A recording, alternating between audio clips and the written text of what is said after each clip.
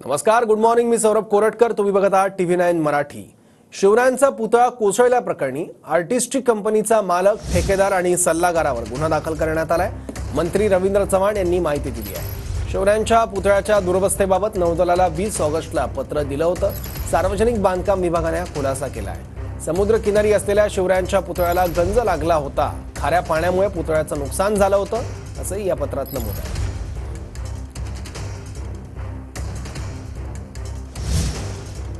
मालवणमध्ये शिवरायांचा पुतळा कोसळला. मालवणमधील शिवरायांचा पुतळा नौदलाच्या अखत्यारीत येतो आणि त्यांनीच पुतळ्याची उभारणी केली. सार्वजनिक बांधकाम विभागाचा खुलासा आहे. मेसर्स आर्टिस्ट्री कंपनीला कंत्राट दिलं होतं. जयदीप आपटे मालक तर चेतन पाटील सल्लागार. जयदीप आपटे, चेतन पाटील ठेकेदारावर गुन्हा दाखल, अशी माहिती रवींद्र चव्हाण यांनी दिली आहे.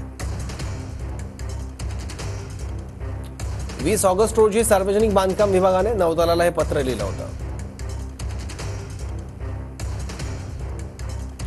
शिवरायांच्या पुतळ्याला गंज लागत असल्याचं पत्राद्वारे निदर्शनास आणून दिलं होतं. पुतळ्याची डागडुजी करण्यात आली होती, मात्र नटबोल्ट हे गंजले होते. पर्यटक आणि नागरिकांनी पुतळ्याच्या स्थितीवर नाराजी व्यक्त केली होती. येत्या 2 महिन्यात शिवरायांचा पुतळा पुन्हा बसवण्यात येईल.